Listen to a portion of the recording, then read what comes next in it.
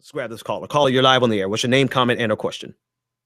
Hey, Ben, it's Bryce. How's everything? Bryce, everything is great, man. Thanks so much for calling. What's on your mind? Well, I was listening to the Young Turks, and Cynic had somebody feel that would work for both the Republicans and the Democrats. I forgot the guy's name. I'll check again. I'll let you know later. But obviously, they're not going to approve anything Obama will want to propose in terms of a replacement, and we might have to sit the next 10 months until the president for us to get a new Senate person. And the Senate was saying that, we have a chance to make things really progressive because either we're going to have a chance to have a progressive president and a progressive Senate and not, the other way around, where if we get progressive Senate with a progressive president, then we will be able to continue to bring a progressive revolution and continue to change.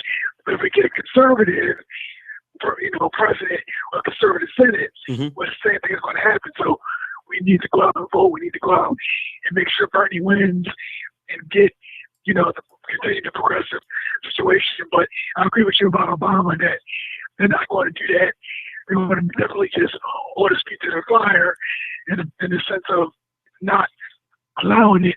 And I don't know if he has any executive action where he can go over the Senate and the Congress, but it's going to be very interesting next 10 months. It definitely is.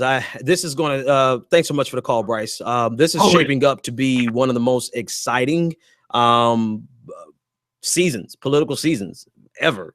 Like this is not a regular season of politics. This is turning out to be a really pivotal year. And I think it's very important that people,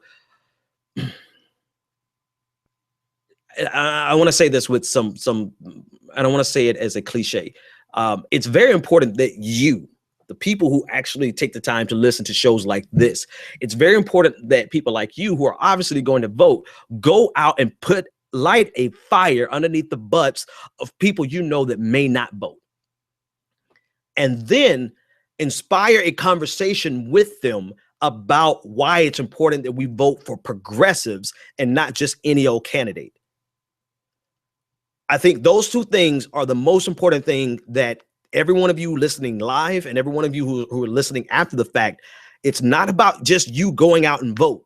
It's about you going out and getting 50 people to vote with you. It's not about just going out and voting for a D as in Democrat. It's about going out and voting for a candidate that is going to be the most progressive that we can get. Because otherwise, we're fighting two fronts here.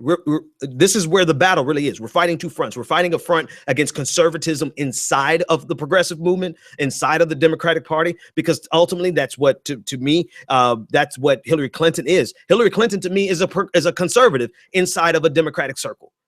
So we're fighting conservatism inside of the Democratic Party and those of us who are on the left. And then we're fighting conservatism that's outside of we're living in this world completely shaped by conservatism. Justice Scalia was one of the main facilitators of this world. And so it's not just a matter of you going out to vote to make sure that we get somebody to replace in case they don't approve anyone between now and election day. It's not just about getting somebody there with a D by their name.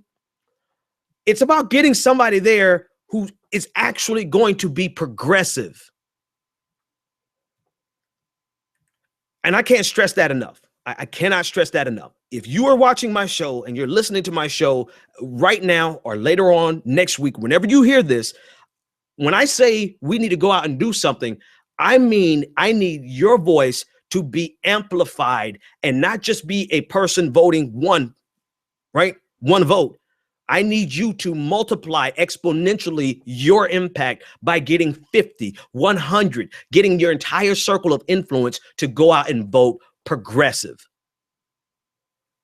Because we're fighting this on multiple fronts. We're fighting it within our I can't even say within our own party, right? Because it's not our party. It's the establishment. So we're fighting it against this party that wants our vote as progressives, but then we're also fighting conservatism that is just rabidly crazy as hell.